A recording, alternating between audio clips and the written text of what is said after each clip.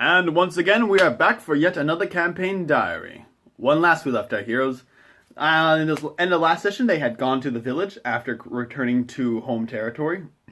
There in the village, they had come across their old party member, Ivy the Drow, and were now forced to fight her, as well as other soldiers under Fritzlis's command, as they were trying to take and round up a bunch of villagers for unknown purposes until Fritzlis showed up, talked to the players a little bit, disappeared, and then summoned a Death Tyrant to fight the party. So, when we kicked things off right at this session, I basically said, alright guys, we're ready? They're like, yep, roll initiative. Now, I knew they were going to have to fight the Death Tyrant no matter what. That was the case. They had ended with it showing up, it was initiative, they knew it, and we ended, so therefore, there was no way of getting around it. When they started this session, all they had was Esther, Danny, and Hazel, every one of which was beaten up to some extent and not at full strength after the last battle with Ivy and the soldiers. Plus, but in addition to that, Hazel was unconscious. So the first thing that happens is they had to try and heal her, get her on her feet, and then get her going. Meanwhile, the Death Tyrant gets 3 random eye powers on its turn, plus it has 3 legendary actions, which allowed it to use another eye stock. Well, they're not really stocks now that it's a Death Tyrant, but it allowed it to use 3 of its powers, 1 power after each player's turn, basically. So these people are, as they're trying to go, they're constantly getting charmed, frightened, paralyzed, thrown around with telekinesis, shot at with energy beams, all that kind of stuff. I mean, these guys could not win. And we basically spent the first 2 hours just in this combat, and that was just the players struggling to try and just get out of town. After about the first round, and it became very obvious that these guys were getting beat up, and I was like, I think they knew that this is not going to go well. And by the end of the second round, I said, guys, you could always just run away. Now, you want to be careful telling your players what to do, because oftentimes they'll hear what you say and they'll kind of take that as God's word and therefore must be done, and therefore it's the only right way to do things. Which I think in this case, it was the only right way to do things. These guys were going to die. And so that's why I went ahead and suggested, because I was like, okay, these guys are either going to die, or they have to run away. And so they basically said, alright, and they tried to run away. However, as they were running, they ran into some complications. During the fight, Koth, Illisvir's little gnome follower, goes unconscious and starts making death saving throws. Well, the rest of the party is too busy trying to just not die themselves that they actually were unable to stabilize him. Danny picked him up and started running, hoping that he would survive. However, as Danny got away, Koth failed his last death saving throw and died. So we lost Koth this session. And it was funny, as Danny was actually unaware of that. But once he his character was unaware of that. But eventually, he rolled a high enough perception check, realized Koth was dead. He had made it out of the town at that point, so he's like, oh, I'll just, set the body down, I'll try and dig a quick grave and bury him real fast, and let's get this over with.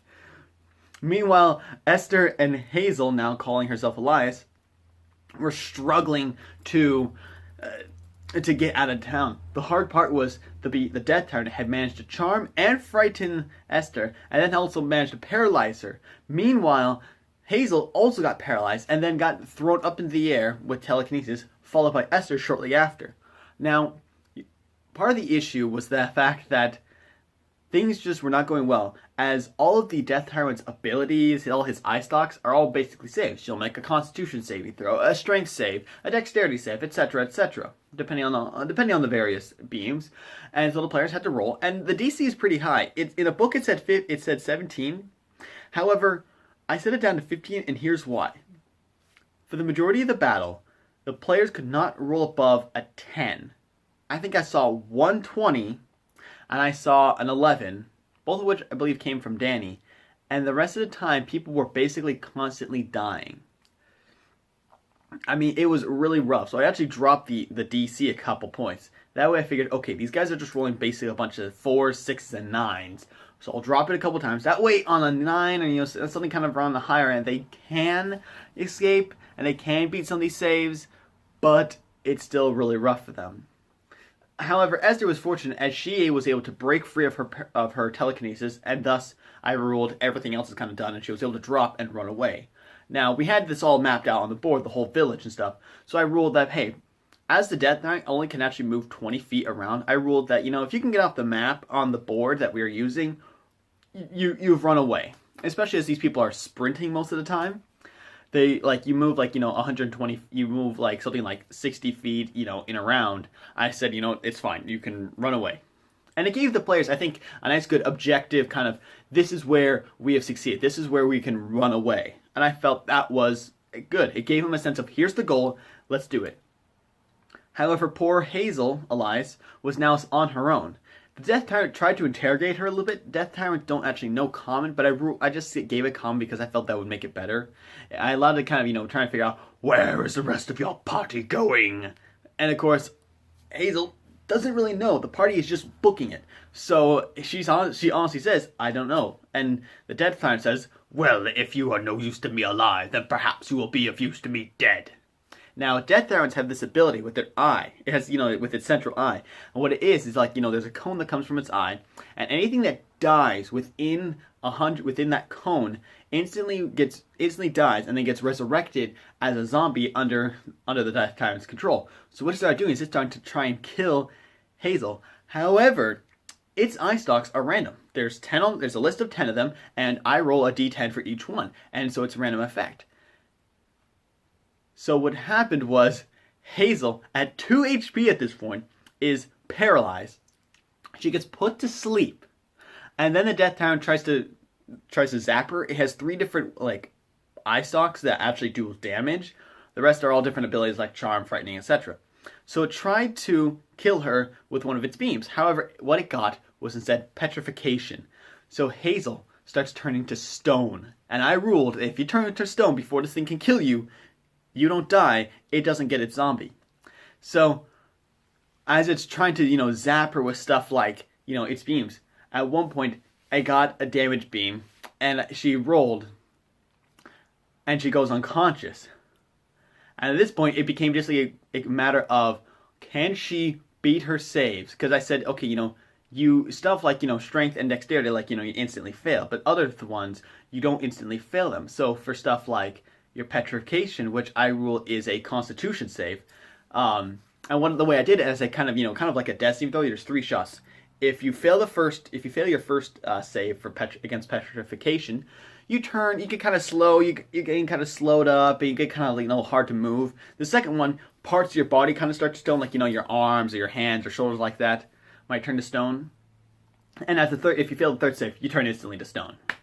And so that's what it came down to. She had her death saving throws, or she could take damage, or she had to fail her petrification throws. And it became this incredible, as she would roll her death saving throw, I would roll 3 random effects. Most of them were charms or paralysis. I got another petrification, but no damage. So at this point, she comes down to one last roll. She's at 2 failures for her death saving throws.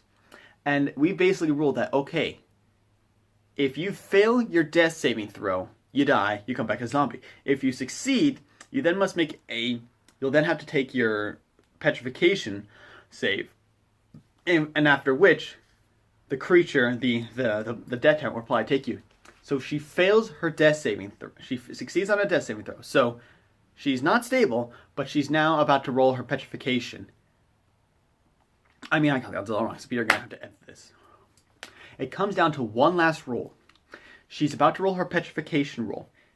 After that, she's going to have to roll a death saving throw, after which the entire Death Tyrant gets to go. And it basically came down to, if she fails her petrification, she turns to stone. If she succeeds, it comes down to a death saving throw, and then the Death Tyrant. Odds which are, she's going to die and be resurrected as a zombie. She rolls a 3, fails her petrification, turns to stone. At this point, the party's kind of like, okay, so Hazel's character's dead. It's like, yeah, she's dead. And Hazel was having a blast with this. Some people really hate when their characters die, but Hazel was just enjoying this. As she's playing, she was always kind of, laughing at some of the absurdity. At one point, she's asleep, and it fires one of its beams that requires a dexterity save. She rolls with, roll with disadvantage. We'll see what happens. She rolls, and she beats the creature's save. So I rule it as, you're rolling around in your sleep. You're a very active sleeper, so you roll around and the thing misses. And the players got a huge kick out of that.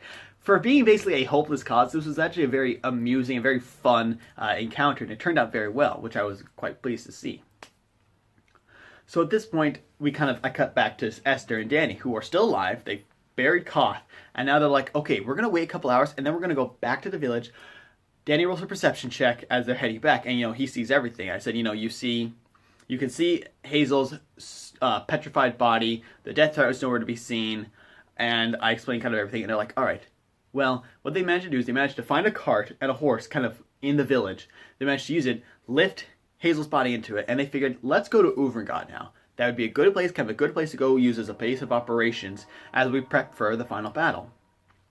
Plus, they figured this would be a good place to put Hazel's body. So I thought that was kind of nice. They put it up, they got it, get on the horse, and they ride away. And they said, let's first go, and they were trying to figure out how to get to Uvrengard, because they don't remember.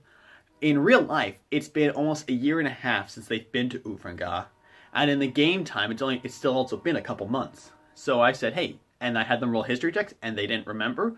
So I said, all right. What they figured out, though, was okay, Uvrengard is to the northwest. They knew it was to the northwest of Renavas, so they figured out, let's go to Renavas, and then we'll just head northwest. And then we can probably find a town or something like that might have heard of the place. So that's more or less what they did. We then spent basically the next hour or so traveling to Renavas. They get to Renavas. They just wanted to kind of cut around and head north, and so that's what they did. They cut around, they head north, they pop into the village, and they're like, hey, where's Uvrengard? And everyone's like, we don't know. Go to Renavas and go find someone who knows.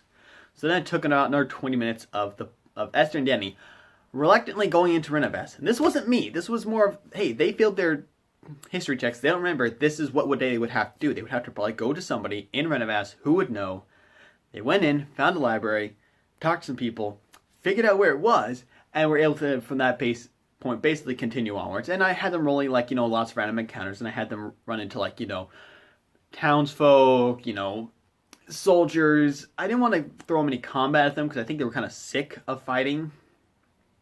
But they finally managed to make it to Uvrengard, and at this point the place is in a bit of ruins and I said, bits have been blown apart, some of the parts are singed and stuff like that. And we basically spent the rest of the session just exploring the place and checking out and finding the fact that something has clearly gone down in here. There was some sort of attack, clearly, and they're not quite sure what.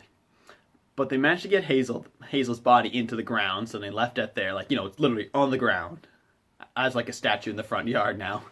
And they're kind of waiting, and they're waiting for next session to just kind of see, okay, what's our next move now?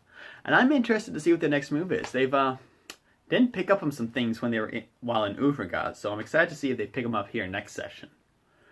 All the while, though, I should mention the fact that Hazel is drawing up a new character. If I recall correctly, it's a halfling rogue, and we're all very excited to see what this halfling rogue is like, and to see where it comes in. So, thanks for tuning in, guys. This wasn't much happening this session, but I think it's going to be a good staging ground for next session, which I'm sure we'll have more stuff going on. It'll hopefully help when there's also more people at the session, so as always, guys, stay tuned. We'll see you next time. Stay cool.